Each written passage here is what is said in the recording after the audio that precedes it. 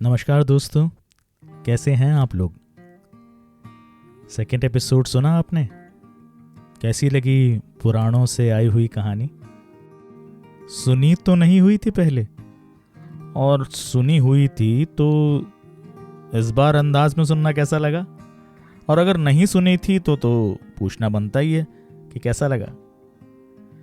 तो पिछले एपिसोड में किए हुए वादे के साथ हम चलते हैं और आपको लेके चलते हैं खासी ट्राइब की एक कहानी की ओर, जहाँ पे खासी समुदाय हमें बताता है कि भाई ये दुनिया किस तरीके से बनी थी। तो शुरू करें।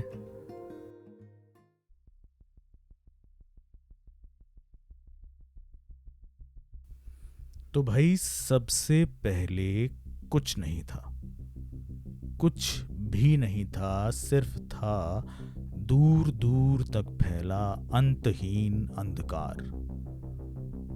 और उस समय भगवान ने बनाया दो लोगों को, या फिर कहें दो स्पिरिट्स, या फिर देवी या देवताओं को।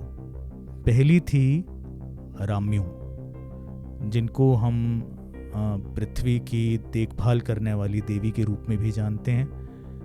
और दूसरे थे बसा, जो कि उनके पति थे राम्यू के, और उनको हम गांव के देवता के रूप में भी जानते हैं। यहाँ पे मैं एक विनती करना चाहूँगा हमारे सुनने वालों से कि हो सकता है कि कुछ नाम, क्योंकि वो खासी समुदाय से आ रहे हैं, तो शायद मुझे मालूम ना हो, तो मेरे प्रोनाउंसिएशन में कुछ गलती हो जाए, तो प्लीज़ मुझे करेक्ट कीजिए और बताइए कि उसको सही तरीके से क्या बोल सकते हैं, स्पेशली मेरे दोस्त जो कि नॉर्थ ईस्ट से आते हैं।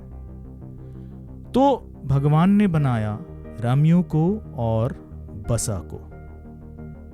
तो वो दोनों काफी समय तक धरती पे रहने के बाद कुछ समय के बाद उन्हें अकेला महसूस होने लगा। तो उस समय राम्यू ने भगवान से बहुत विनती की, उनकी बहुत प्रार्थना की और कहा कि हमें बच्चे चाहिए, हम बहुत अकेला महसूस करते हैं धरती पे। तो भगवान ने खुश होके उन्हें 5 बच्चे दिए। सबसे बड़ी बेटी सूर्या, और दूसरा बेटा चंद्रमा, जो कि एकमात्र बेटा था, और बाकी 3 और बेटियां पानी, हवा और आग। यहाँ पर एक सोचने वाली है बात, और वो ये है कि जो हमारा खासी समुदाय है वो एक मातृसत्ता समुदाय है। तो इसलिए आप देखें कि सबसे बड़ी बिटिया आती है, और बिटिया जो आती है वो भी है सूर्य। तो सूर्य और चंद्रमा ने साथ में संसार चलाना शुरू किया। हवा और पानी ने धरती का ध्यान रखना शुरू किया, और आग तब तक घर पे ही ज्यादा रहती थी। सबका खाना वाना बिना आग के थोड़ा ही बन सकता है, तो आग का काम था कि सबके लिए खाना बनाना, सबका ध्यान रखना और सब कुछ। तो इस तरीके से धरती धीरे धीरे बहुत हरी भरी होने लगी। इन 5 बच्चों की मदद से धरती पर जीवन आने लगा, जीव जंतु आने लगे, जानवर आए, पौधे आए, इंसान आए, सबकी क्रिएशन शुरू हो गई।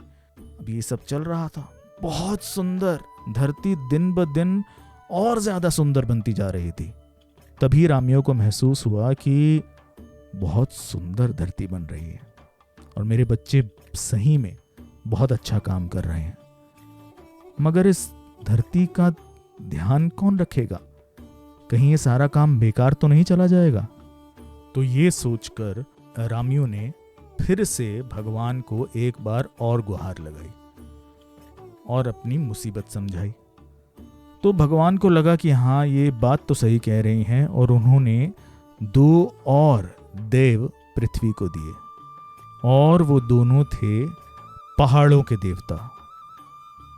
मगर यहाँ मुश्किल बढ़ गई, क्योंकि ये दोनों भाई आपस में पूरे समय लड़ते रहते थे। कोई कहता था कि भाई मुझे सत्ता चाहिए, दूसरा कहता था नहीं मुझे सत्ता चाहिए। ये सब देखते हुए भगवान को लगा कि भाई किसी और को दारोमदार देना पड़ेगा पूरी पृथ्वी संभालने का। और जानवरों की धरती में सबसे शक्तिशाली जानवर जो दिखा वो था शेर, टाइगर। तो शेर को बुलाया गया और उसको धरती का ध्यान रखने वाला शासक बनाया गया। मगर शेर निकला एक निरंकुश, बहुत ही हिंसक शासक, और उसकी बस एक ही फिलॉसफी थी कि भाई जिसके पास ताकत है वही सही है। तो जब स्थिति बहुत बुरे तरीके से हाथ से निकल गई तो राम्यू ने फिर से भगवान को गुहार लगाई कि अरे प्रभु, कुछ तो इस समस्या को सुलझाओ। और भगवान को लगा हाँ यार, समस्या तो और गहरी हो गई है और इसको अब मुझे ही सुलझाना पड़ेगा।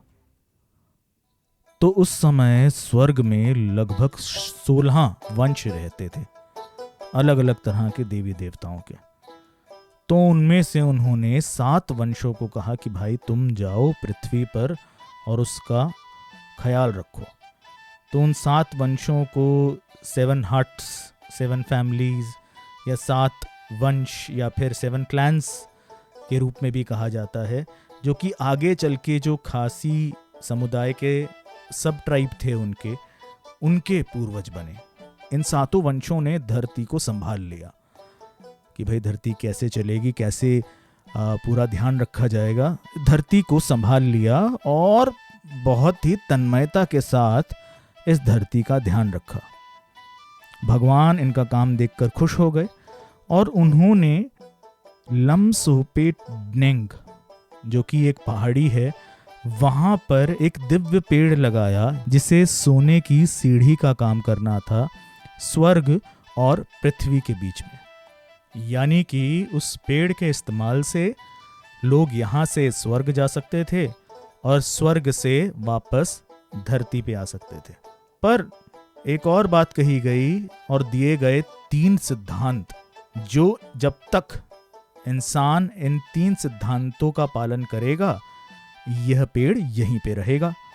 और वो 3 सिद्धांत थे भगवान और इंसान का ज्ञान रखना, रिश्तेदारों का ज्ञान और ध्यान रखना, और सच्चाई और सही तरीके से काम करना।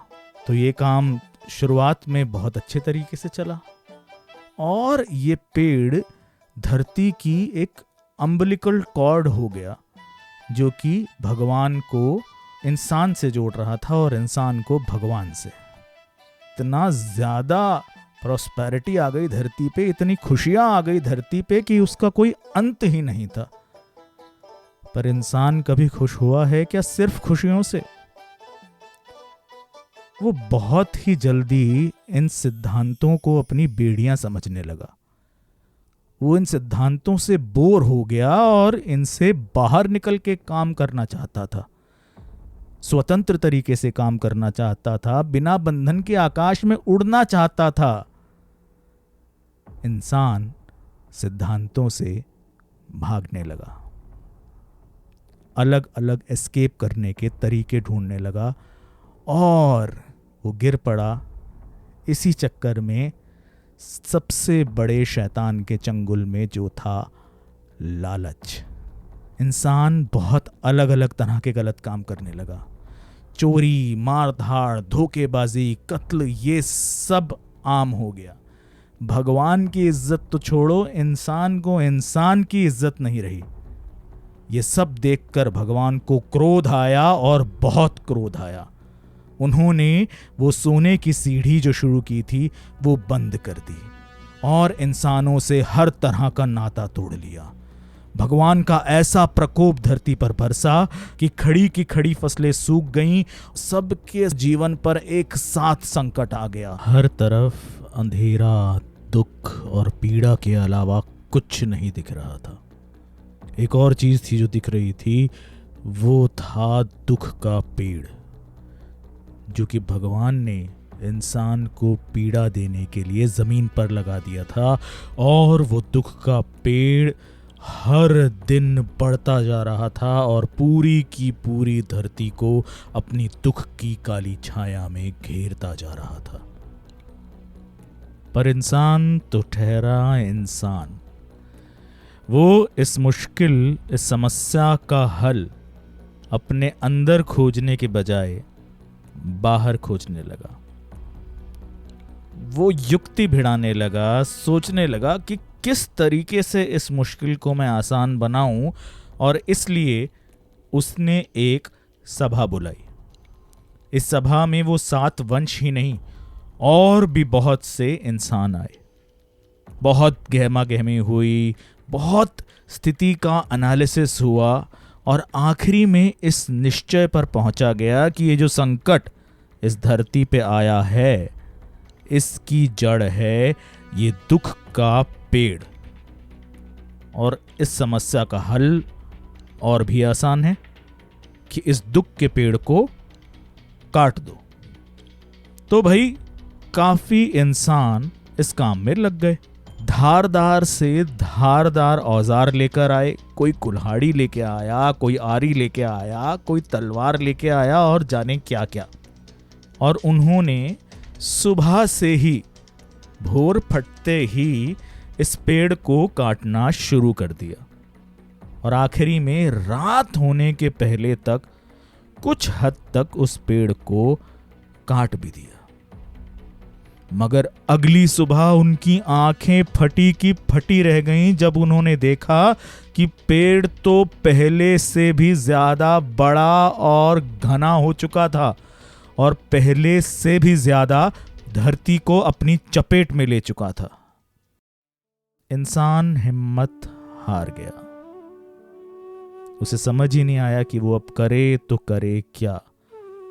दुखी हो गया, निराश हो गया, और डर से उसका मन पूरे तरीके से भर गया। अपने अंत का इंतजार करने लगा। पर तभी एक छोटी सी प्यारी सी चिड़िया, जिसे फ्रेत या फिर फ्रीत कहा जाता है, इंसान के पास उड़ते हुए आई, और उसने कहा कि तुम्हारी समस्या का हल मेरे पास है। इंसान ने बोला, नहीं, तुम झूठ बोल रही हो। हम इतने बुद्धिमान इंसान और तुम छोटी सी चिड़िया, तुम्हारे पास इसका हल है। तो चिड़िया बोली, अभी भी अपने घमंड से बाहर नहीं आए हो। तो इंसान ने कहा, ठीक है, अगर तुम्हारे पास ये युक्ति है, इसका सॉल्यूशन है, तो मुझे बताओ। चिड़िया बोली, नहीं, ऐसे नहीं, मैं बताऊंगी जरूर, मगर उसके बदले में मुझे कुछ चाहिए। इंसान ने कहा, कहो, क्या मांगती हो? भाई मरता क्या ना करता। अगर उस वक्त तो इंसान से धरती का राज भी मांग लिया जाता तो वो खुशी खुशी दे देता। पर चिड़िया ने कुछ ज्यादा नहीं मांगा। उसने बस कहा कि भाई अपने खेतों से तुम मुझे चावल चुगने की अनुमति दो, और अगर ये वादा तुम मुझसे करते हो कि जब तुम चावल लगाओगे मैं वहां से चावल खा सकती हूं, तो मैं तुमको युक्ति बताती हूं। तो इंसान ने कहा, भाई बताओ, तुम चावल ले लो, भाई चावल चुगना क्या, तुम सारा का सारा खेत खा जाना, पर अभी मुझे बचाओ यहां से। तो चिड़िया ने बताया कि ये जो दुख का पेड़ भगवान ने लगाया है, इसके पास सिर्फ बड़ा होने की शक्ति है, खुद की चोट को ठीक करने की शक्ति नहीं है। ये कोई और है जो इसकी मदद कर रहा है, और वो है शेर, बाघ, टाइगर। वो हर रात को इस पेड़ के पास आता है और इसके जख्म जो तुम बनाते हो इसे काट के उन्हें चाट कर चला जाता है, और सुबह तक ये पेड़ वापस हरा भरा हो जाता है, पहले से भी बेहतर हो जाता है, क्योंकि शेर को तो चाहिए सिर्फ और सिर्फ अंधेरा, ताकि वो ज्यादा से ज्यादा शिकार कर पाए। तो ये बात है। चिड़िया फिर आगे बोली कि तुम फिर ऐसा करो कि धारदार से धारदार हथियार लेकर आओ, पेड़ को काटो, और घर जाने के पहले उस कटे हुए हिस्से में वो हथियार यहां पर जड़ के जाओ। भाले, तलवार, कुल्हाड़े, जो भी कुछ तुम्हारे पास है सब वहां पेड़ में जड़ के जाओ। तो इंसान ने चिड़िया का कहा मान लिया और पेड़ को काटने के बाद वहीं पर धारदार हथियारों का एक बाड़ा सा लगा के पेड़ के चारों ओर वो रात को घर चले गए। जब सुबह आए तो उनकी खुशी का ठिकाना नहीं रहा, क्योंकि पेड़ उतना ही कटा हुआ था जितना वो रात को छोड़ कर गए थे। और वहीं पे उन्होंने पेड़ पर और नीचे जमीन पर खून के धब्बे देखे, जिन धब्बों ने चिड़िया की कही बात का प्रमाण दिया। अब धीरे धीरे दिन रात एक करके इंसानों ने वो दुख का पेड़ काट दिया। भगवान ने भी देखा कि पहली बार इंसान इंसानियत सीख रहा है, प्यार और सौहार्द यानी कि दोस्ती की निशानी दे रहा है। लगता है इसे अपने किए पे पछतावा हो रहा है। इसलिए भगवान ने भी इंसान के कामों पे पूरा आशीर्वाद रखा और आखिरकार वो निराशा का पेड़, वो दुख का पेड़ दुनिया से खत्म हो गया। फिर से सुख भरे दिन आए और इंसान सौहार्द के साथ, बाकी जानवरों के साथ, प्यार के साथ रहने लग गया। हम लोग धन्यवाद करना चाहेंगे किनपैम सिंह नोंग किनरे का, जिन्होंने किताब लिखी है अराउंड द हर्थ खासी लेजेंड्स। तो आप लोगों के पास समय हो तो ज़रूर ये किताबें पढ़ें। इसमें यही नहीं और भी बहुत ही बेहतरीन कहानियां हैं। तो कैसी लगी आपको ये कहानी? कुछ वो नेचर वाली और पहाड़ों वाली महक आई क्या इस कहानी से? प्लीज़ हमें ज़रूर बताइए कि कहानी कैसी लगी, और आपको भी क्या कोई कहानी मालूम है इस दुनिया के बनने के बारे में? अगर पता है तो ज़रूर शेयर कीजिए, और ये कहानी भी अपने साथियों के साथ शेयर कीजिए। भाई, कहानी का काम ही आगे बढ़ते जाना है। चैनल लाइक कीजिए, रेट कीजिए उसे, अपने साथियों के साथ शेयर कीजिए। और इसी के साथ मैं आपसे विदा लेता हूँ। आप सुन रहे थे कल की कहानियाँ, और मेरा नाम है अष्टम नीलकंठ।